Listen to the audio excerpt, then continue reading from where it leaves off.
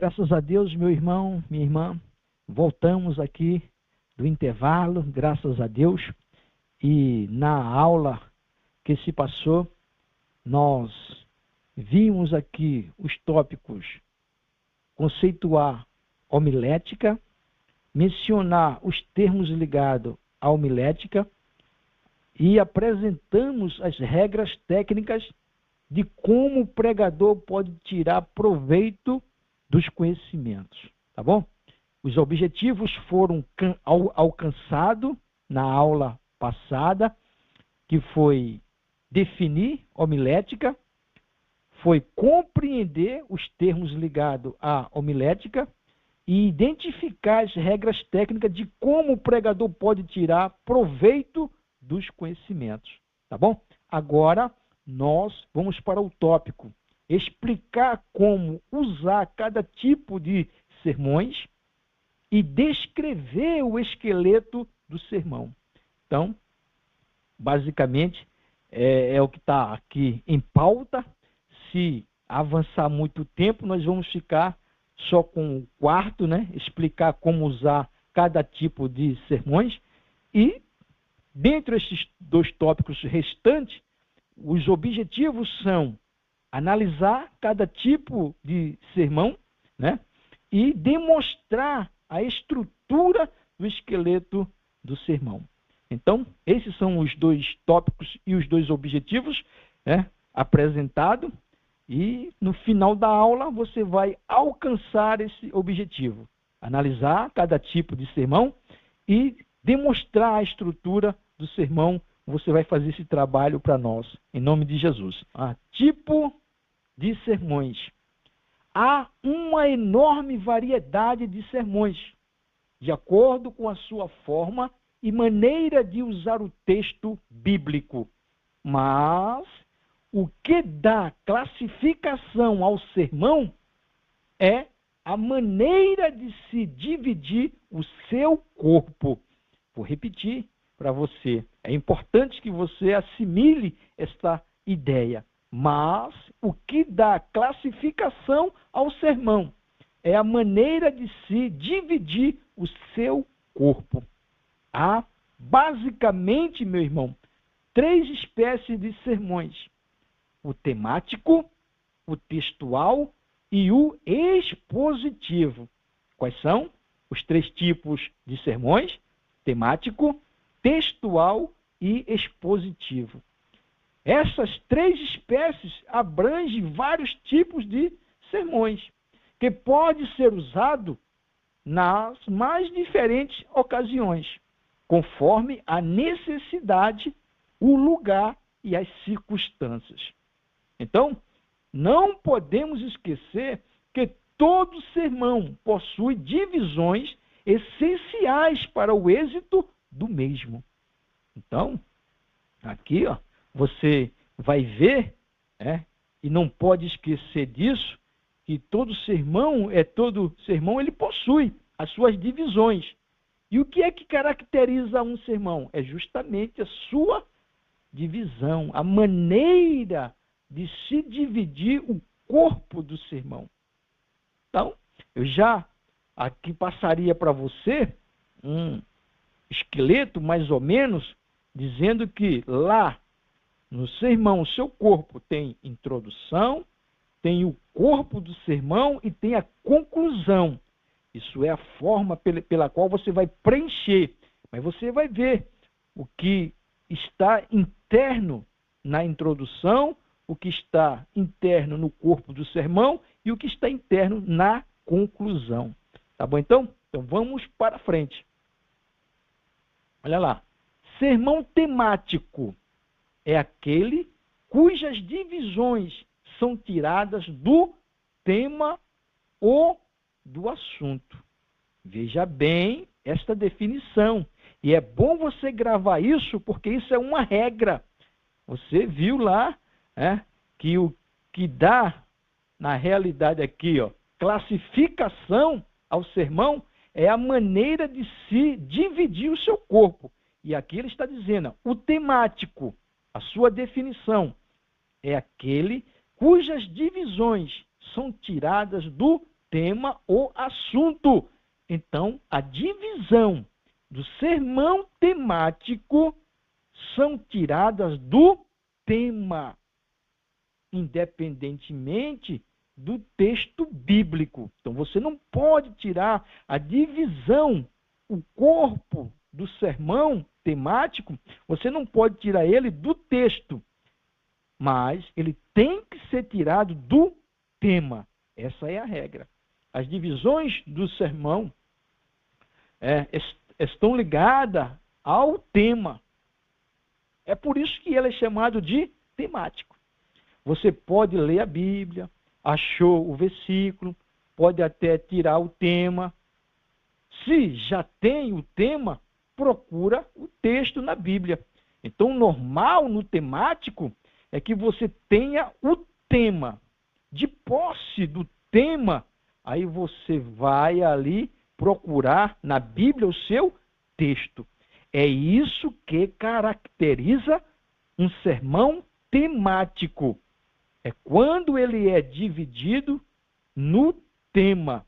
Ele não pode ser dividido no texto bíblico, mas sim no tema, né? Como está escrito aqui. Por isso que ele é temático. Você pode, né, ali, mas o bom é que você já tenha um tema pronto. E a partir do tema, você vai procurar o texto lá na Bíblia. O esboço do sermão vai ser tirado aqui, mais uma vez, que eu estou repetindo isso aqui, do tema, né? A característica principal é que as divisões do sermão não derivam do texto bíblico.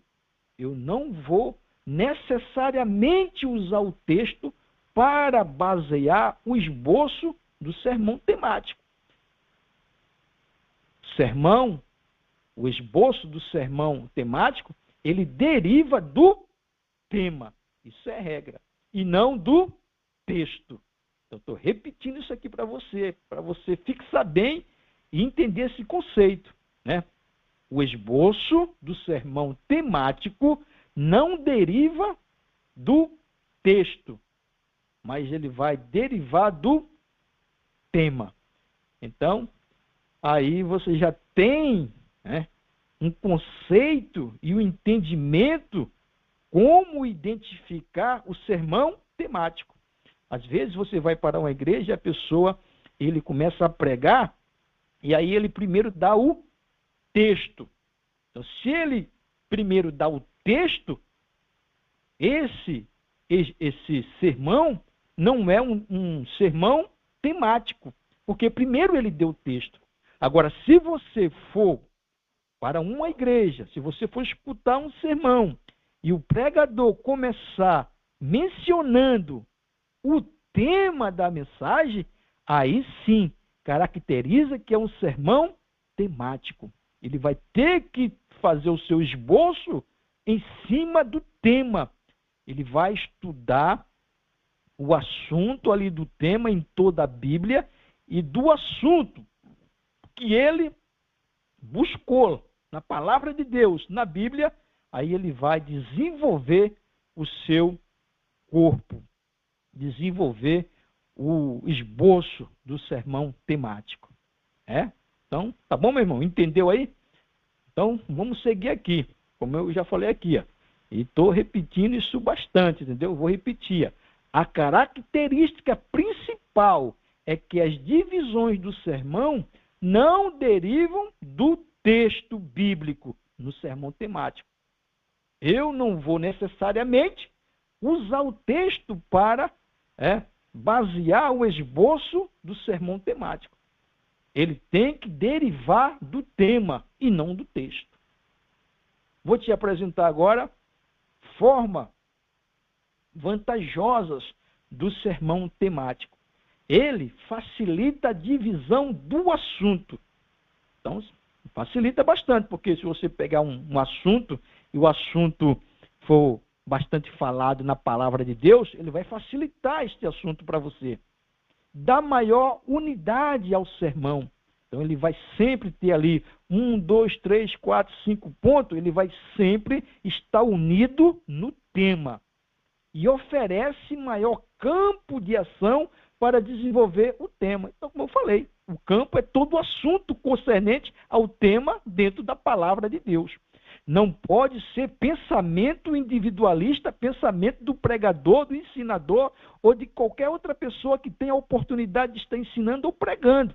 Não é isso. Tem que estar dentro da palavra de Deus. Então, ele oferece essas vantagens aí. A outra é adestra a mente do pregador na análise lógica da palavra de Deus.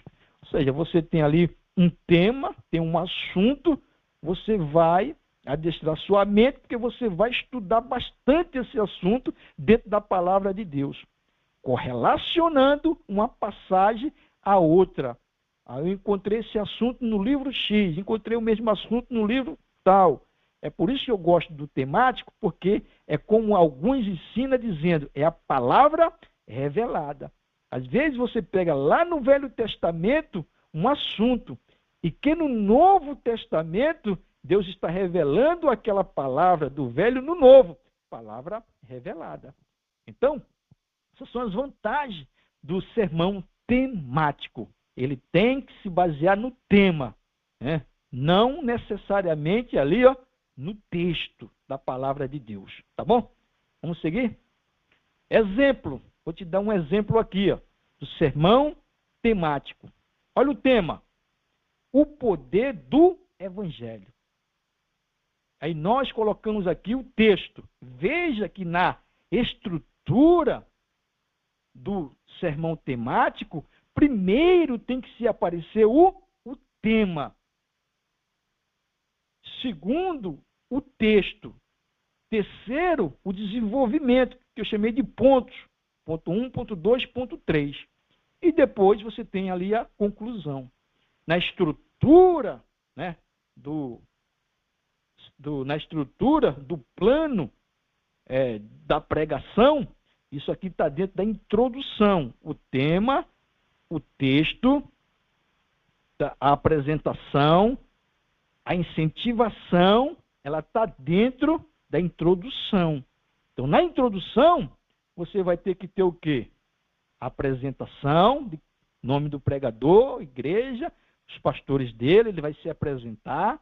Aí você vai ali se apresentar. Quando acabar a apresentação, aí você dá o tema da pregação. Aí, quem está na plateia e já estudou e já sabe identificar o que é um sermão temático, textual e expositivo, é quando ele dá nesta sequência do tema, aí eu já sei, é um sermão temático. O esboço, o corpo do sermão, vai ter que se basear no tema e não necessariamente no texto. Então você veja aqui, tema, o poder do evangelho. Texto, Romanos 1,16, diz assim, porque não me envergonho do evangelho de Cristo, pois é o poder de Deus para a salvação de todo aquele que crê, primeiro do judeu e também do grego. Primeiro ponto, evangelho liberta. Posso até perguntar aqui, o evangelho tem poder para libertar? Então está coerente ao tema. Primeiro ponto. O segundo ponto, a cura do cego Bartimeu. Você veja que você vai estudar dentro da palavra de Deus, dentro da Bíblia, sobre o poder do evangelho. O poder do evangelho pode libertar? Claro que sim. O poder do evangelho pode curar? Claro que sim. O poder do evangelho pode batizar no Espírito Santo? Pode. Então, o esboço do sermão, ele está sendo baseado no tema e não necessariamente no texto. Porque não me envergonho do evangelho de Cristo, pois é o poder de Deus, apesar que tem poder de Deus para a salvação de todo aquele que crê, primeiro do judeu e também do grego. Aí vou desenvolver dentro do tema que eu dei. Então, cada ponto do sermão deve se corresponder ou ter uma estreita relação com o tema e o propósito do sermão. Ainda que sejam distintos, deve se relacionar com o tema. Então você pode ver que são distintos aqui. O Evangelho liberta, a cura do cego Bartimeu, o batismo no Espírito Santo. O que isso tem a ver? Tem, porque ele aqui agora desenvolveu de acordo com o tema. É por isso que no sermão temático, o desenvolvimento do sermão, os pontos do sermão, a divisão do sermão tem que ser baseado no tema. Aí eu sei que eu estou identificando que é um sermão temático. Tá bom? Entendeu? Tem aqui mais algum exemplo. Ó. Exemplo 2. Tema. Opa, se o tema vem primeiro, e tem que estar nessa sequência, eu sei que é um sermão temático. Olha o título, o tema. Razões para a oração não respondida. É o tema. Aí eu sei que o assunto oração é um tema vasto dentro da Bíblia. Aí eu vou me aplicar no assunto, eu vou estudar o assunto oração, não respondida, principalmente. Eu tenho que procurar na Bíblia o que a Bíblia fala sobre esse tema, sobre oração não respondida. E eu vou estudar em vários livros. Estudei. Aí eu vou agora, dentro desse tema, vou procurar um texto que melhor se aplique naquilo que Deus está me orientando, naquilo que Deus está me levando a pregar, a levar sua palavra para o povo. Porque um pregador, ele é o canal de Deus. Ele é o canal de Deus. Ele vai ali, ora a Deus, ajoelha, pede ali o tema, se ajoelha, pede o texto, Deus dá, e agora ele vai passar a mensagem de Deus para o povo de Deus. Então, olha aqui o texto, Tiago 4, 3, diz assim, pedis e não recebeis. Por quê? Pedes mal, para o gastardes em vossos deleites. Eu poderia aqui também dar 2 Coríntios 12. 2 Coríntios 12. Deixa eu ler aqui, eu não botei aqui, mas eu posso ler aqui. 2 Coríntios 12, 8 e 9. Olha o que diz aqui. Acerca do qual 3 vezes orei ao Senhor, para que se desviasse de mim.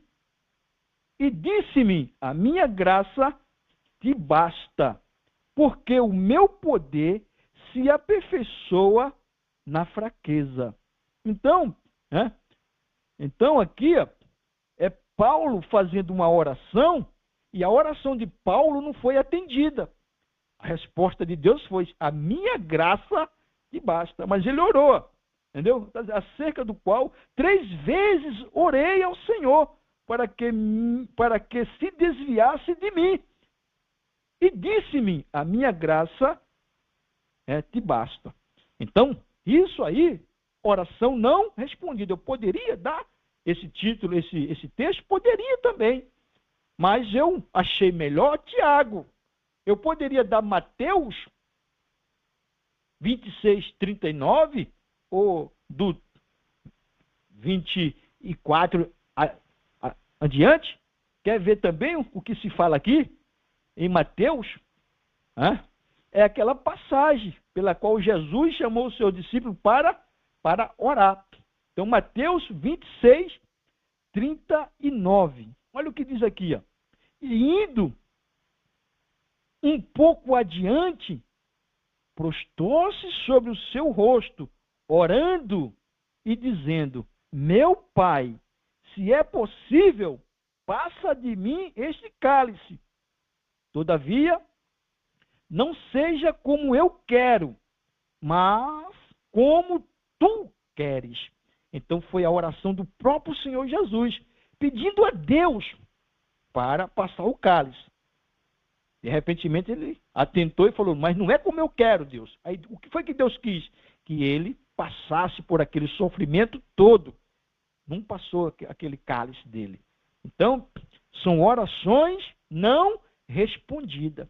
Mas para esse tema aqui, razões para a oração não respondida, o que mais se enquadrou para mim foi o texto de Tiago 4,3, que diz, pedis e não recebeis, porque pedis mal para o gastardes em vossos deleites. Aí agora eu vou desenvolver. Primeiro ponto, por que eu não recebo? Porque a minha oração não é respondida. Coração cheio de pecado. Pedir mal, duvidar da palavra de Deus, vãs repetições, desobediência. Então, eu botei 5 aqui, e aí vai. Tem vários motivos pela qual orações não são respondidas. Eu mencionei aqui 2 gigantes, o próprio Senhor Jesus Cristo e Paulo. A minha graça te basta, Paulo. Não vou responder a sua oração, mas ele orou 3 vezes. Então, tem vários pontos que você pode desenvolver. Agora, quanto mais pontos você coloca no corpo, no plano do teu sermão, mais tempo ele vai ter. Mais tempo ele vai ter para você desenvolver. Então, eu acho que 1 ponto, 2 pontos, até 3 é o suficiente para você fazer uma pregação de 40 minutos, 30 minutos, porque se você botar 5, 6, não vai dar 40 minutos, não vai dar ali 50 minutos. E daqui a pouco, o dirigente do culto vai pedir ali, a direção vai pedir para você terminar a pregação e, de repente, você não tenha atingido o objetivo. Então, quanto mais pontos você colocar, mais demorado vai ficar a tua pregação. Então, esse é o segundo exemplo que eu tenho para te dar aqui de sermão temático, aquele que se baseia no tema. E como é que eu identifico? Se primeiro vir um tema e depois vir o texto. E o desenvolvimento tem que ser baseado no tema, tá bom? Então é isso que eu vou pedir para você desenvolver aí na estrutura do teu sermão, tá bom? Então, vamos lá. Agora nós vamos entrar no sermão textual. Mas eu vou dar um tempinho, vou tomar uma água, garganta está coçando e daqui a pouquinho nós voltamos. Fica na paz de Jesus e que o Senhor possa aí te abençoar. Espera só aí 5 minutinhos, né? Em nome de Jesus. Eu vou dar nem 10, vou dar 5 minutinhos, tá bom? Fica na paz.